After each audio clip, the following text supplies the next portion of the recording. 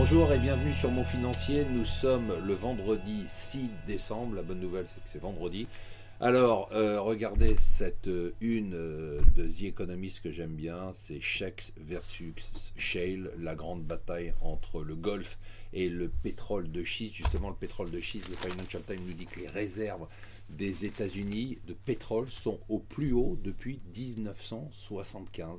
Grâce au pétrole de schiste, c'est vraiment phénoménal. Autre rapport passionnant qui est passé assez inaperçu, c'est le rapport de l'Organisation internationale du travail qui montre que les salaires dans les pays développés n'ont pas augmenté depuis 2007, le salaire moyen. Ils ont même baissé dans des pays comme le Japon, comme l'Italie, comme les États-Unis. Alors pourquoi? Bien évidemment parce qu'il y a eu la crise, mais aussi parce qu'il y a une mutation structurelle de l'économie mondiale avec la technologie, c'est-à-dire qu'il y a moins de travail et ces travails sont moins rémunérés.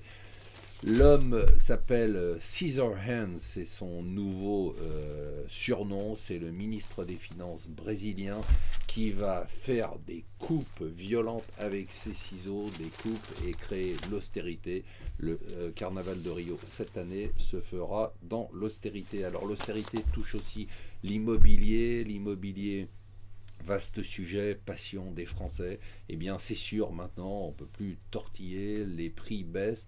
Ils s'effondrent même dans les zones rurales, dans les petites villes. Ils baissent fortement dans les villes de province et ils baissent même à Paris, où on s'attend donc à ce que le prix du mètre carré passe pour la première fois à nouveau en dessous des 8000 euros le mètre carré. Voilà, c'était, vous avez entendu, l'initiative d'un site de crowdfunding pour essayer de sauver l'aéroport de Toulouse-Blagnac. Eh bien non, il sera chinois. Les Chinois vont acheter 49,9% de cet aéroport et l'exploiter. Alors Emmanuel Macron nous explique que ce n'est pas une privatisation. On voit qu'il est devenu un vrai petit homme politique. C'est bien mon garçon. Et ensuite, on finit par le Parisien. Vous allez continuer à payer de plus en plus cher sur les autoroutes. Le gouvernement essaie de récupérer une partie du pactole. Le Parisien explique comment les sociétés d'exploitation d'autoroutes gagnent de l'argent, beaucoup d'argent. Voilà, restez avec nous sur Mon Financier. On attendra donc les chiffres du chômage américain aujourd'hui.